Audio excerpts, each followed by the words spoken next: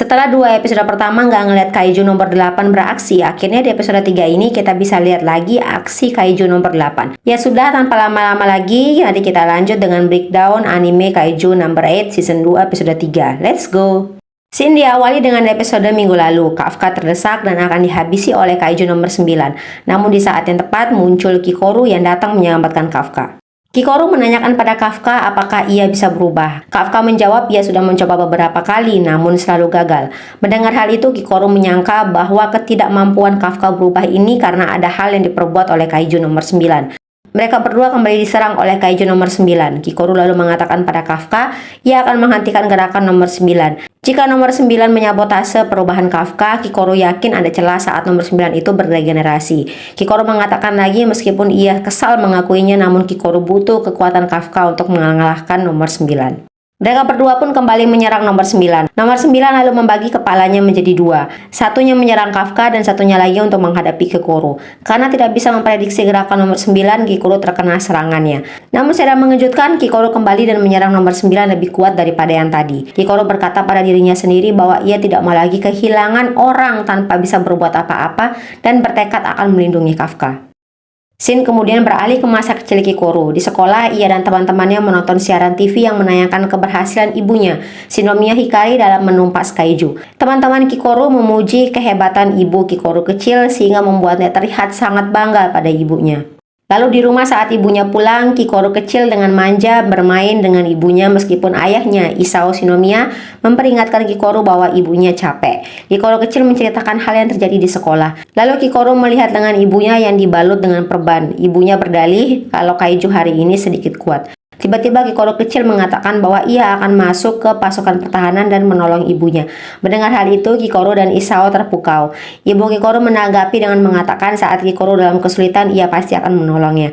Selayaknya keluarga kecil, keluarga Shinomiya dulu penuh dengan kebahagiaan. Namun semua berubah saat serangan kaiju nomor 6 yang membuat ibu Kikoru yang juga merupakan kapten divisi 2 tersebut tewas. Kikoru yang hadir di pemakaman ibunya marah pada dirinya sendiri karena tidak bisa memenuhi janji pada ibunya. Sedangkan ayahnya sendiri, Isao, terlihat sangat-sangat tegar. Hal ini membuat tekad Kikoru berubah dari yang tadinya ingin melindungi ibunya beralih untuk menjadi yang terkuat.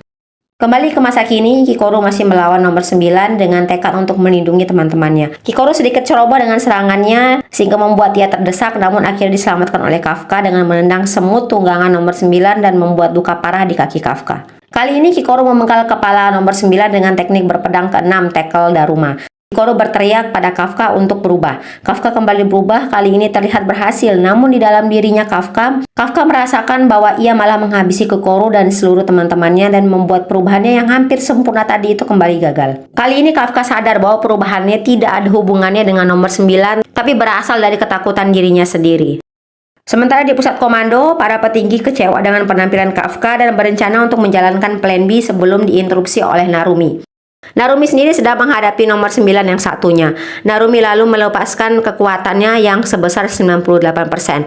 Kali ini Narumi jauh lebih cepat dan dengan mudah memutus salah satu sungut dari semut tersebut.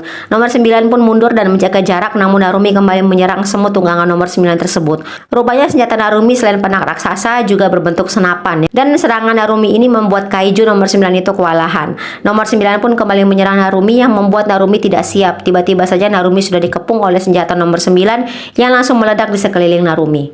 Di pusat komando, para petinggi mengomentari tentang nomor 9 yang sekarang sudah berevolusi dengan mempelajari hal-hal selama ia berinteraksi dengan manusia.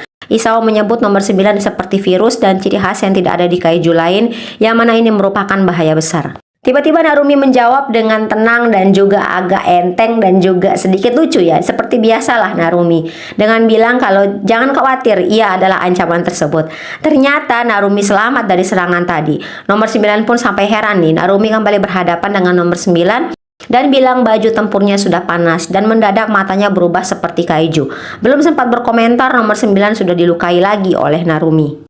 Mata Narumi berubah karena senjata unik milik Narumi yaitu Retina 0001. Merupakan senjata numbers tertua dibuat dari retina kaiju nomor 1. Dengan menggunakan ini, serangan Narumi makin tidak bisa terbaca oleh nomor 9. Kaiju nomor 9 pun sadar bahwa Narumi tidak bertambah cepat, namun Narumi dapat membaca pergerakannya. Menurut Isao, kekuatan kaiju nomor 1 sendiri adalah kaiju yang bisa melihat masa depan, bisa memvisualisasikan sinyal yang muncul di otak saat makhluk hidup bergerak, dan bahkan bisa mengetahui kemana seseorang akan pergi bahkan sebelum orang itu sendiri tahu. Nah, inilah senjata yang dipakai oleh Narumi sehingga Narumi bisa melihat seperti kaiju nomor 1. Narumi yang sudah melihat inti dari kaiju langsung menghabisi nomor 9 beserta tunggangannya, hingga kaiju nomor 9 ini pun seketika tewas. Balik lagi ke pertarungan kaiju nomor 9 versus Kikoru dan juga Kafka. Kafka makin tidak berdaya, ia makin yakin kalau ia takut menghabisi teman-temannya. Kikoru yang mendengar hal itu langsung bilang pada Kafka untuk jangan meremehkan dia dan teman-temannya yang lain, termasuk dirinya dan juga Kafka sendiri. Mendengar perkataan Kikoru, Kafka pun sadar bahwa ia tidak perlu takut. Hal ini akhirnya membuatnya berubah secara sempurna dan langsung diejek oleh Kikoru yang mengatakan Kafka selalu lamban. Kafka pun berdiri di sebelah Kikoru dan siap menghadapi kaiju nomor 9.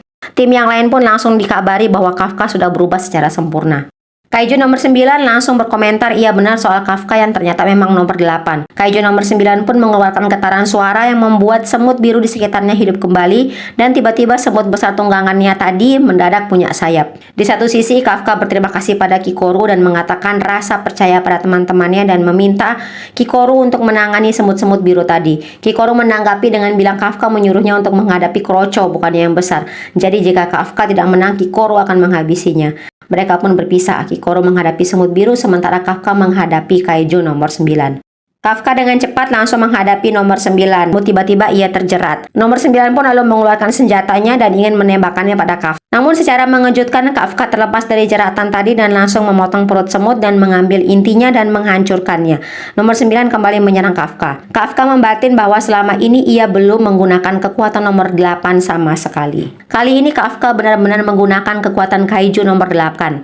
Kafka pun menaikkan gedung dengan mudahnya. Tiba-tiba saja Kafka sudah bisa terbang tinggi. Di kakinya seperti ada kekuatan pendorong yang membuat Kafka bisa berselancar di udara. Kafka pun tersadar setelah ia sepenuhnya menyerahkan tubuhnya pada kaiju nomor 8, ia pun bisa mengendalikan kekuatan kaiju nomor 8. Kaiju nomor 9 kembali menjerat Kafka, namun kali ini Kafka terbang lagi dan dari atas ia langsung menghajar nomor 9 dengan kekuatan penuh yang membuat nomor 9 seketika langsung tewas. Bagian ini tuh keren banget sumpah guys.